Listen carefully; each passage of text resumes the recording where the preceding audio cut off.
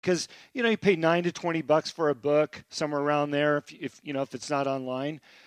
To spend $9, excuse me, and get a words of wisdom that you can carry into your career, maybe a life-changing move from that one paragraph, is worth it. And I think that that's the secret that these CEOs and entrepreneurs have, is if I can pick up one more book, I might grab one more tidbit that it carries me out through the day.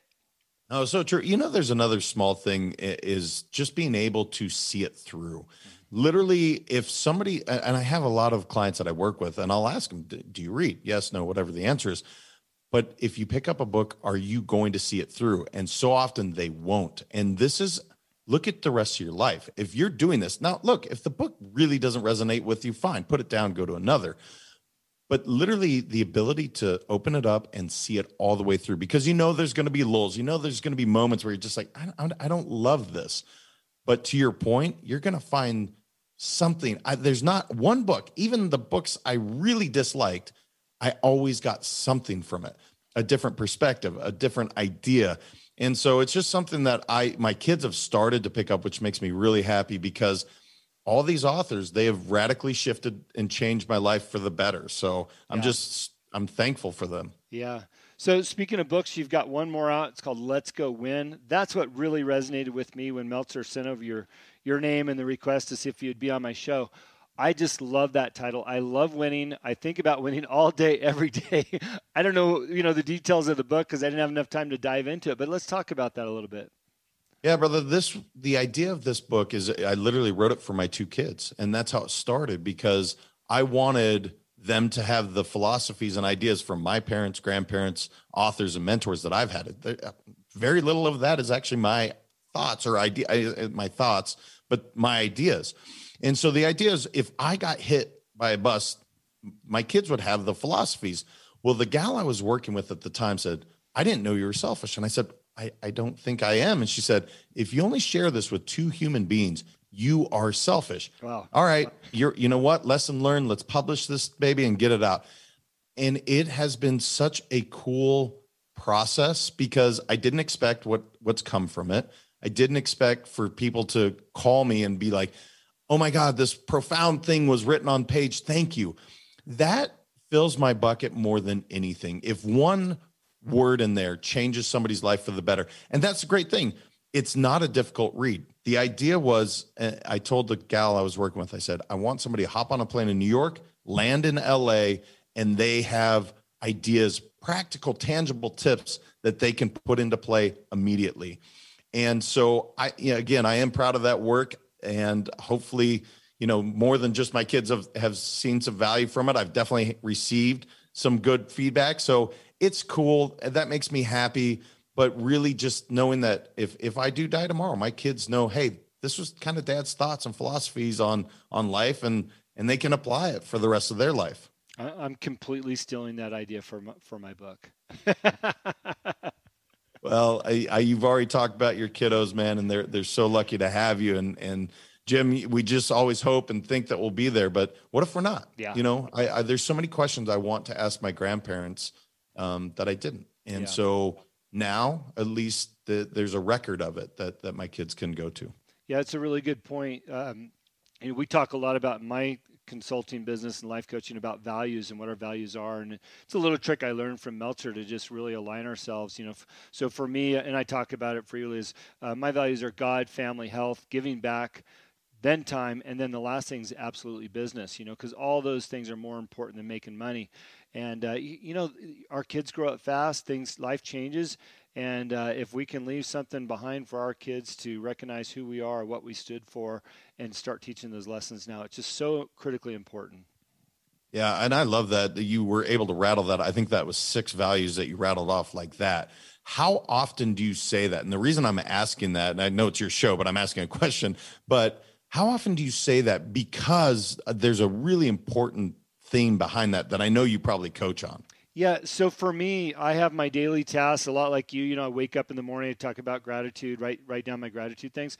Everything I do, maybe I'm a little old school, I use a yellow pad, right? Yellow legal pad. On the top of that pad, I have those values written out, right? Look at that. Brother, couple old school guys. You got two others right there too. Yeah. So I write those values every single day on the top of my pad, and that's what I'm looking at all day as I go through my workday. At the end of my workday, I rip the top page off and I rewrite the things I didn't complete, starting with rewriting my values. So they're every day, they're fresh, they don't let me forget. And because they're right in front of me, when I go to make a decision for business or for my calendar or my schedule, I look at those values and say, does this align with my values, right? And, kind of the easy one, and I'll let you respond, is I live in Montana because the values relate to Montana and raising my kids. I could live in LA and make 5 times, 10 times as much money, but I would throw all the first 4 values out the window to make that money, right? I mean, just the sheer act, as you know, of writing that down, the power of repetition. It's actually an article I wrote a couple of weeks ago on the power of repetition. And again, Gladwell, if you go to Outliers, he talks about the 10,000 hour rule. But think about that. If you want those values to really resonate with you, with your kids, you have to do it. Even though you wrote those, you have to do it again and again and again. And I love that you live and breathe those values by doing that. It's so important. And I tell people the same thing. I have this bracelet on, and it's my company values, courage, fun, and transcend. The reason I wear this bracelet is to remind myself every single day what I'm trying to do. Do I always feel courageous? No, snap. Do I always feel like I'm transcending self-limiting beliefs? No, snap. And so it's like we have to remind ourselves, why are we here? What do we want? So I love that you do that, brother. And I'm going to steal that because I don't write mine out every day. Yeah. I do verbalize it, but such power in writing it down. So I love that. So I know what school of thought you come from, and let's make this our nugget for this show because there's always one really good nugget. I think this is going to be it. Outside of grabbing your 2 books, is the power of self-thinking, what we talk about in our own minds, and that goes back to writing those values down and looking at them throughout the day or whatever your method is of remembering your values and goals. Is our self-speak is so important. People can talk themselves out of being successful, out of being beautiful, out of being healthy, and out of all the things that they really want to be from what they say inside. And it just goes back to being positive and writing down these values and your goals. So true. And so journaling is a big part of what I do as well. And actually Champions Daily Playbook, at the bottom of every page, there's that chance, because you're right. Our inner dialogues can be such jerks. And that's what I used to say on my daily reminders. Your inner dialogue's a jerk. Be kind to yourself. Because if you get in your head, we have these really creative minds, some really good, some really bad, and we can believe that story. And so the more you can purge and get that out onto paper, it's the one thing about paper. It's never judged me. I've never had a piece of paper say, hey, you're crazy, or hey, you're amazing. It doesn't say anything to me. It literally just lets me get it out. And then you realize, hey, that is really creative. Oh, that is kind of crazy. Or you know what? I created all this in my head. So I do love that as the nugget of the day, because I'll tell you what, you see people all the time. They get in their own heads, including myself. I told my wife this morning, I went to the gym early and I had been doing it in the afternoons, and I came back on fire. And she's like, you have to go every single morning. You're not doing the afternoons anymore. And she's right, because it allowed me to get my ideas going. Like I said, listening to a book at the gym at 5 a.m. or whatever it was, 5:30, I think it was. And 12-year marketing plan came together like that.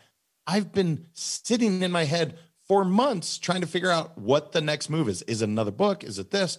And it just came like it was sent down. It's remarkable. So anyway, I love what you said about, making that the nugget. Get that out of your head. Be kind to yourself. Well, and I think to take that one step further, let's just say we cleaned out our heads and now we're into positive self-talk. Again, just looking at the books in the background, if my positive self-talk is, I'm a champion and I have the playbook in my hand, let's go win. Right? If I said that to myself every single day, while I'm out running, down the road for my exercise, while I'm driving down the highway after I drop the kids off at school, I can come back to my office, I can pick up your Champions Daily Playbook, and I know I've got the tools to let's go win.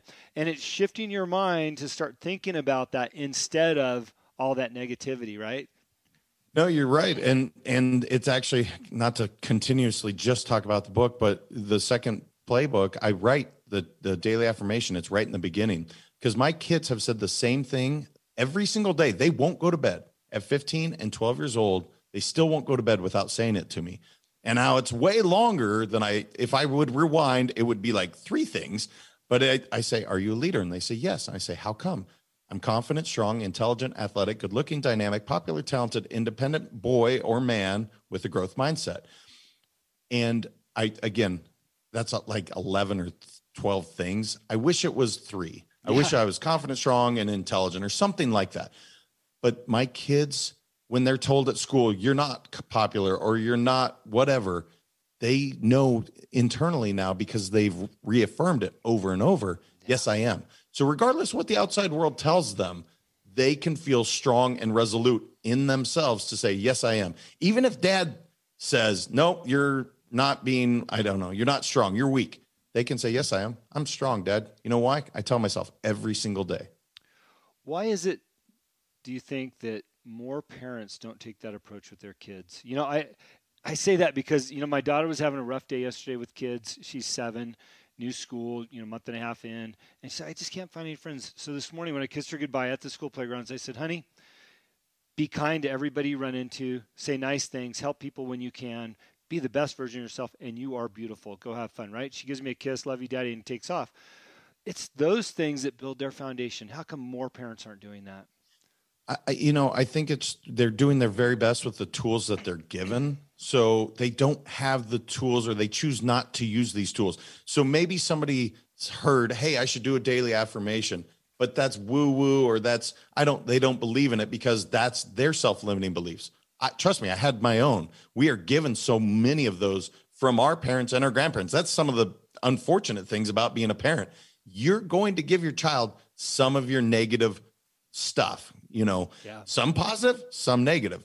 And so I think that's why, brother, I really do think that some people just don't know the importance of these daily affirmations.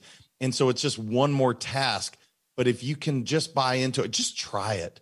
And when you do it over a period, again, of 90 days, now it's become habitual. Now, regardless of what somebody tells you, so I think that's the reason. But I'll tell you what, I work with a professional female golfer. And when I first worked with her, she was missing cut after cut. And so we started doing Champions Daily Playbook. Well, about 3 events in, she's making cuts. And I'm like, yes. Follow up 2 weeks later. I'm like, hey, how's the playbook going? She's like, oh, I stopped. Things are going good. And I'm like, no, we keep going. It's not we got to this point. Like, we haven't accomplished our goals.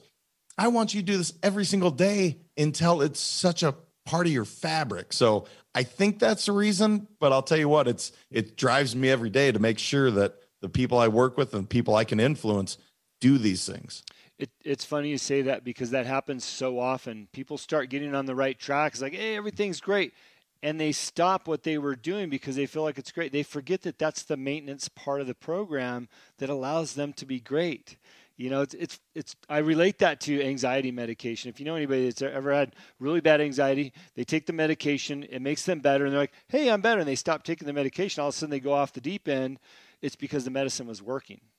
Just like the playbook, or the tools you've been given are working. Don't drop off with those things. Yeah, and that's the old, if it ain't broke, don't fix it. When something's broke, change it. But if things are going good, don't self-sabotage. Choose to continue to do those habits that got you there. So I know you work in consulting role. I know you feel this pain because when you watch somebody about to really come into their, full potential, and then they choose not to, because it is a choice every single time. Yep. You chose not to. That's okay. We can remedy that. But gosh, if you can just continue, just follow through, because literally the playbook's 5 minutes a day. That's not much, but they choose not to because life gets in the way. I forgot, whatever the reason is. And so however you can remind yourself, and that's why the goals are always written. That's why I wear the bracelet. That's why I do, just like you do the notepads. We need reminders, because trust me, I have lazy bones in my body too. I definitely want to get distracted by all the things that can be distracting. But what do I really want? I want to spend more time with my kids and provide for them. Therefore, I'm going to drive to help other people. So anyway, we need these reminders all the time. Yeah, a couple more quick things before I let you go. I've